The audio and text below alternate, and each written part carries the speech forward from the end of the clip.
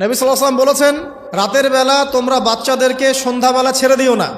সন্ধ্যাবেলা বাচ্চাদেরকে ছেড়ে দিও না, আগে ভালো করে সন্ধ্যাটা হয়ে যাক, যদি ছাড়তে হয় তারপর ছেড়ো।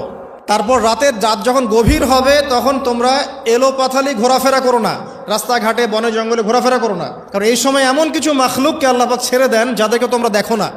এখন বিজ্ঞান যেটা প্রমাণ করতে পারে নাই, এটা কি বিজ্ঞানের ব্যর্থতা না ইসলামের ব্যর্থতা?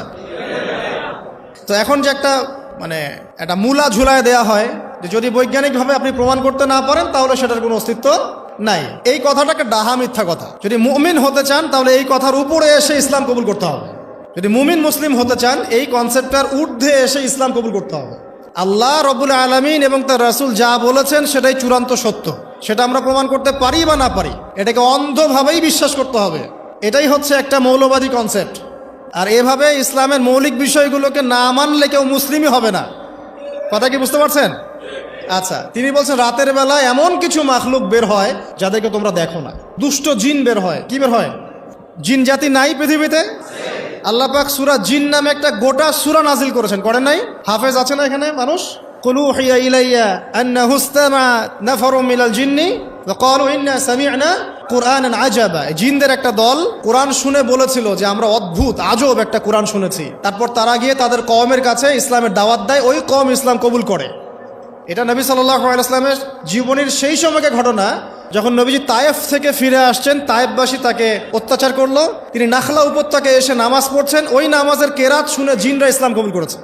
রাতের বেলা এইসব প্রাণী বের হয়, নবী সাল্লাল্লাহু আলাইহি ওয়াসাল্লাম বলেছেন, অতএব আপনাদের বাচ্চা যারা আছে এদেরকে সন্ধ্যাবেলায় বাইরে ছেড়ে দিবেন না।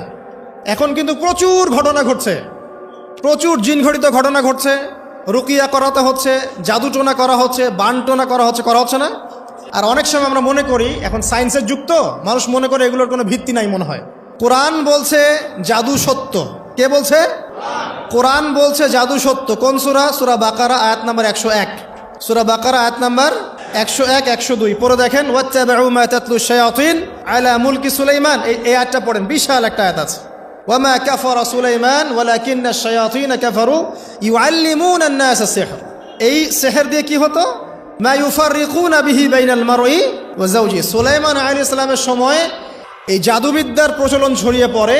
এই জাদু মানুষ শিখে কি করছিল? নারী পুরুষের মাঝখানে, স্বামী স্ত্রীর মাঝখানে বিভেদ সৃষ্টি করছিল। এখন দেখেন না, পরিবারের স্বামী স্ত্রীর বন্ধন ভেঙে যায় না? খুব ভালো সম্পর্ক, হঠাৎ করে সম্পর্ক খারাপ, কেউ কাউকে দেখতে পারে না, এমন হচ্ছে না? এই জাদুবিদ্যা সত্য।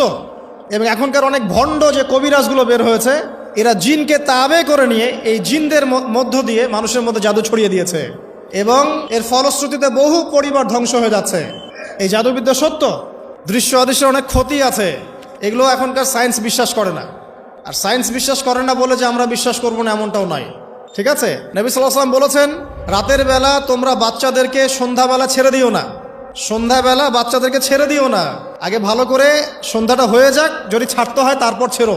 তারপর রাতের রাত যখন গভীর হবে তখন তোমরা এলোপাথালি ঘোরাফেরা করো না, রাস্তাঘাটে বনে জঙ্গলে ঘোরাফেরা করো না, কারণ এই সময় এমন কিছু মাখলুককে আল্লাহ পাক ছেড়ে দেন যাদেরকে তোমরা দেখো না।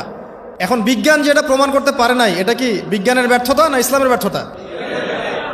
তো এখন যে একটা মূলা ঝুলায় দেয়া হয় যে যদি বৈজ্ঞানিকভাবে আপনি প্রমাণ করতে না পারেন তাহলে সেটার কোনো অস্তিত্ব নাই, এই কথাটাকে ডাহা মিথ্যা কথা। যদি মুমিন হতে চান তাহলে এই কথার উপরে এসে ইসলাম কবুল করতে হবে।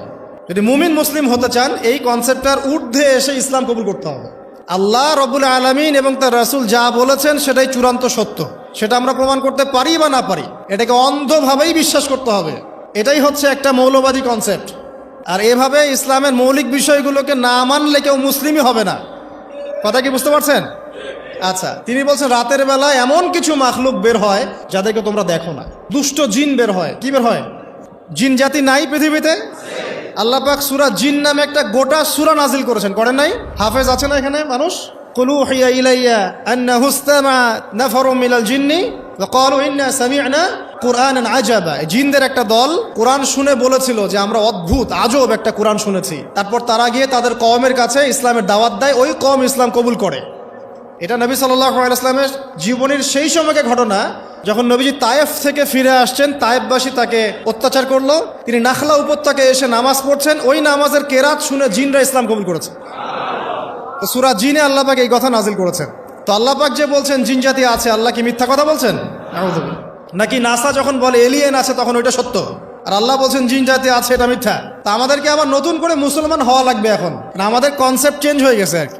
আবার দেখেন আল্লাহ পাক বলছেন সূরা জারিয়াতের 56 নম্বর আয়াতে, ওয়ামা খালাকতুল জিন্না ওয়াল ইনসা ইল্লা লিয়াবুদুন, আমি জিন আর মানুষকে শুধু আমার ইবাদত করার জন্যই সৃষ্টি করেছে। তাহলে দুটো জাতি পাওয়া গেল, জিন এবং মানুষ। জিন কিসের তৈরি? আগুনের তৈরি। মানুষ কিসের তৈরি? কাদামাটি। ফেরেশতা কিসের তৈরি? নূরের তৈরি। তো এই যে সৃষ্টির বৈচিত্র্য, এটা কার সৃষ্টি?